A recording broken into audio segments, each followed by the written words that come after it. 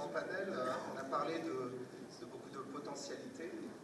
Bien entendu, la transition énergétique, les différentes opportunités qui sont mises en avant.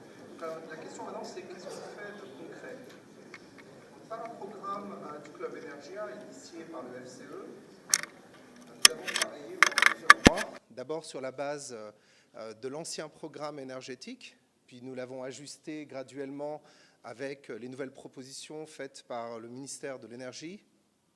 Et nous sommes venus à une conclusion d'une structure que nous avons mis en place. Dans la présentation originale à 69 pages, mais nous l'avons réduite à quelques pages. Donc ne vous inquiétez pas, ça ne va pas durer très très longtemps, mais nous sommes à votre disposition, donc tous les membres du FCE et non membres du FCE qui veulent se familiariser avec cette structure, de venir nous voir et d'en discuter.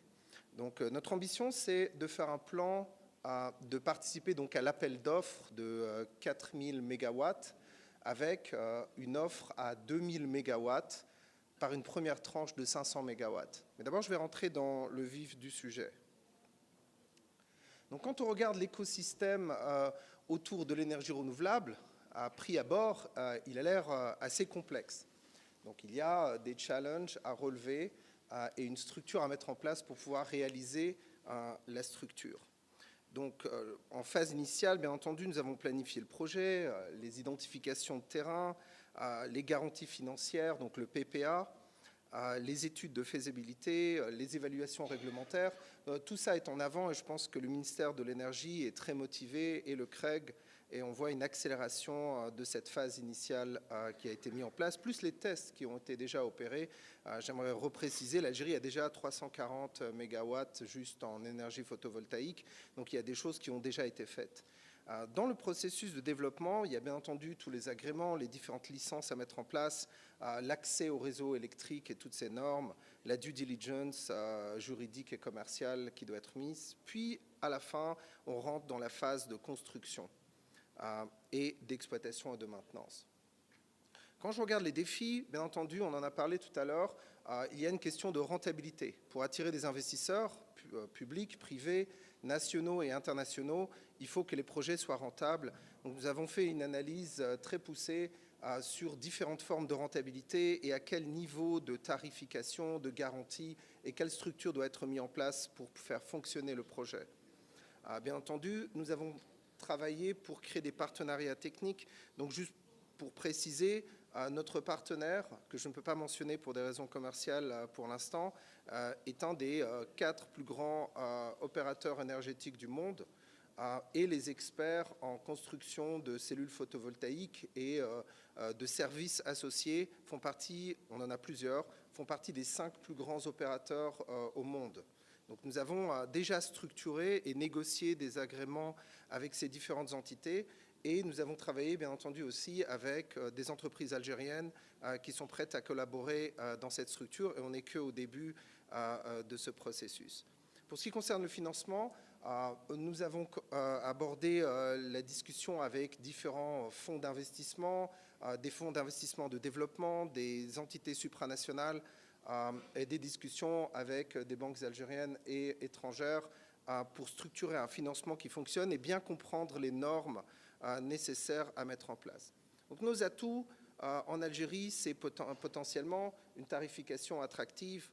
Il y a un marché et un potentiel énergétique. Comme elle a été précisé très souvent, le grid algérien ou la structure énergétique algérienne, l'électricité couvre 99% de la population.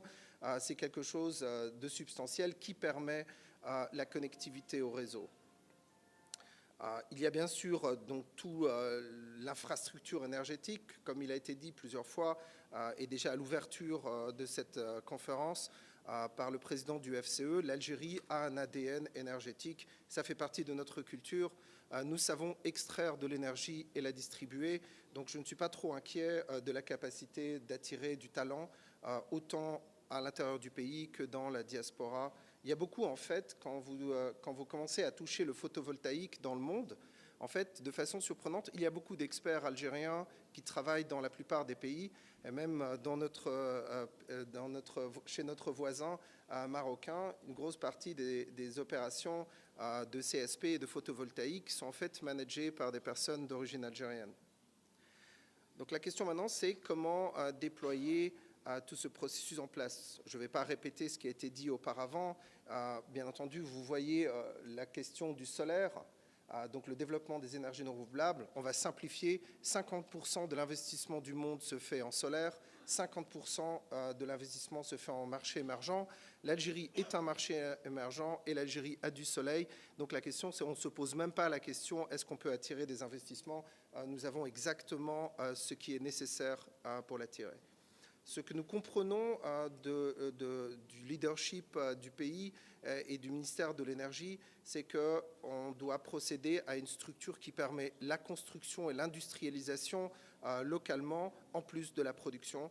Et nous avons travaillé pour cette structure. Comme vous l'avez entendu auparavant, 40 emplois par mégawatt, c'est substantiel, mais plus important encore, ce sont des emplois qui sont qualifiés et souvent en zone rurale, puisque souvent c'est les opérations et les fermes solaires ne sont pas aux abords des grandes villes, donc ce qui permet de créer des emplois qualifiés pour la population qui n'est pas forcément urbaine, et ça c'est un avantage structurel.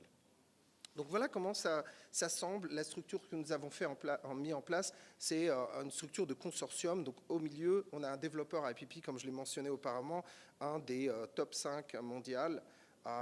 Et nous avons créé une structure circulaire qui explique les différents métiers et le coût de chacune de ces opérations à l'intérieur du développement d'un business photovoltaïque. Comme vous le voyez, contrairement à la perception, les modules ne correspondent qu'à 40% des coûts associés. Donc quand on parle de l'industrialisation ou de l'industrie associée au développement de business photovoltaïque et d'énergie renouvelable, il faut aussi intégrer de l'ingénierie locale, du génie civil, du câblage, la fabrication d'onduleurs, les structures de montage, les opérations de logistique et bien entendu tous les services d'opération de maintenance. Donc il n'y a pas que de l'industrie, il y a aussi des services et il ne faut pas aussi sous-estimer l'opportunité de transfert de technologie dans ces différents aspects qui vont au-delà de la construction, du montage ou du développement d'autres types de capacités. Donc la structure que nous avons mis en place, qui s'organise autour d'un investissement en capital equity et d'origination de dette, correspond à la structure régulataire et la structure de l'investissement algérien en 49-51. Donc d'un côté, TEL avec son partenaire, donc tout ce qui est en rouge, ce sont des partenaires où nous avons déjà signé des accords avec. Donc TEL plus son partenaire opérait une structure qui mettrait en place donc l'investissement equity avec aussi une capacité de financement que nous avons déjà prénégocié avec certains opérateurs. Bien entendu, on doit finaliser toute la connectivité avec l'infrastructure de Sonelgaz et nous avons déjà identifié des partenaires pour la construction photovoltaïque qui sont prêts à faire des partenariats en Algérie et qui sont prêts aussi à offrir tout l'outsourcing de services autour des opérations de maintenance. Donc cette opération que nous mettons en place, nous sommes prêts. Nous sommes prêts à aller en avant. Nous attendons la finalité de l'appel d'offres généré par le ministère de l'Énergie. Et au moment où ce sera fait, ce n'est pas qu'un élément théorique, c'est quelque chose que nous pouvons exécuter immédiatement. Nous avons besoin d'un cadre de rachat d'énergie très clair. Il faut que l'appel d'offres corresponde à un système de points qui permet de motiver le développement de capacités industrielles locales. Et nous allons créer dans le consortium et attirer les entreprises membres du FCE ou certaines entreprises non membres du FCE, 2 minutes, et bien entendu le secteur public. Donc je m'arrête là. Donc l'ambition c'est 2 gigawatts, participer à l'appel d'offres de 4 gigawatts lancé par le ministère de l'Énergie et nous avons déjà finalisé avec nos confrères du FCE une structure qui permet de déployer 500 mégawatts tout de suite. Voilà, je vous remercie pour votre attention.